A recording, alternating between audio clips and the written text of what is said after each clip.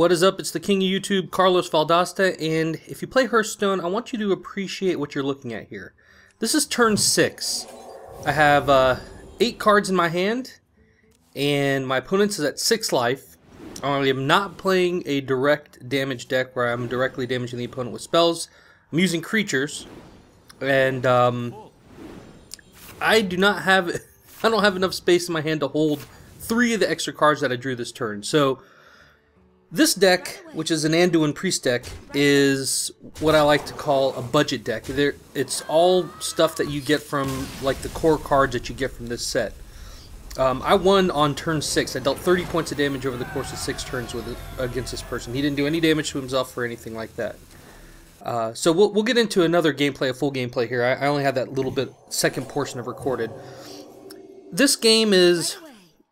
Some people are kind of confused by this game because they're like, oh, is it like Magic the Gathering, or is it like Pokemon, the card game, not the video game, or Yu-Gi-Oh, or anything like that? And I actually played Magic the Gathering for a number of years. In fact, I was ranked in my state in the top 10 players in what's called the limited format. That's super nerdy, and I admit to it, but outside of that, I feel like I have a pretty good grasp on this game, and if you want to play it, which it's a free-to-play game, I want to make sure that I can kind of give you a little bit of starting advice.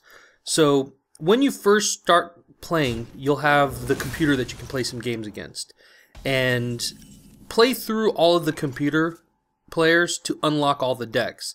And then what you want to do is, once you get the decks unlocked, go and build custom decks for each of the 9 decks, and then go into the arena and take one deck and level it up all the way until you get all of the free cards for that deck, and then move to the next. The reason you want to do that is it'll give you a little bit of familiarity with how the deck plays and the type of spells that you get with the deck. Now, so far from what I've seen, this deck is the one that I've found the most success in. Now, this deck that I'm using in particular works in 2 ways. One, it has some heal effects and draw effects, and then there's also some direct damage effects. Now, what I do is I use the spells in the deck to control my opponent's creatures, my opponent's, you know, their animals or whatever, or their beasts or whatever they call them, and I use my creatures as utility creatures up until a point, in which case I then go into a little bit more of an aggressive mode.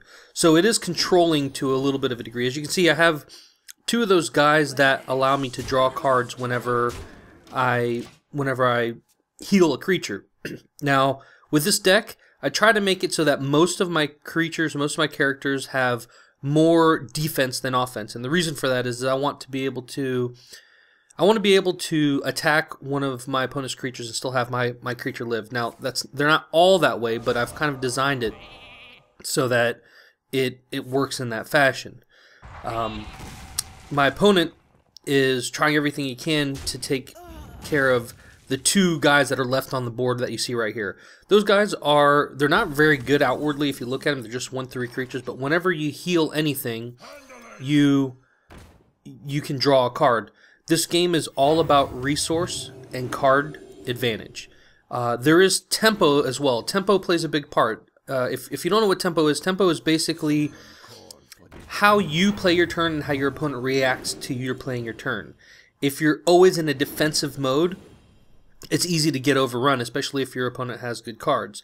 However, if you're on the other end of that, if you have a good tempo where you play something and you have an action, and the next turn you play something and have an action, the next turn you play 2 things and you have 2 actions, and then 3 things and 3 actions, it's very hard for your opponent to keep up.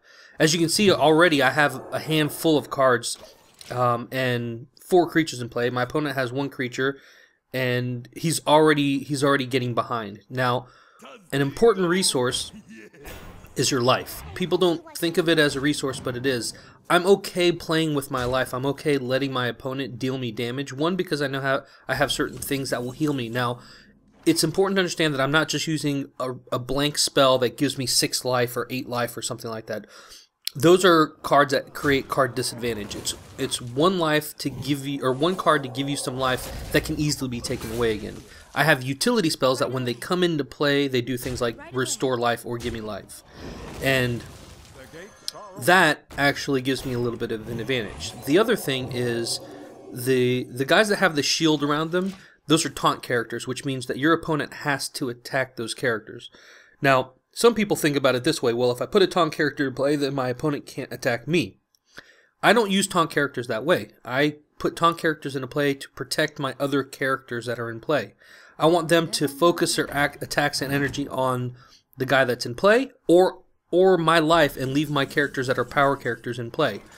So that's a little bit of a rundown of how this deck works. I'll end up winning the game on this turn.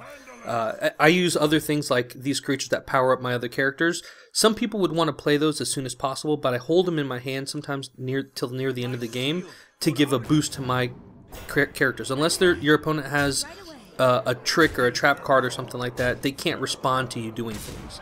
So whatever you do on your turn is, usually the most important. So hope you liked the video. This is what I call beasting on a budget, and if you have any questions, let me know. Peace.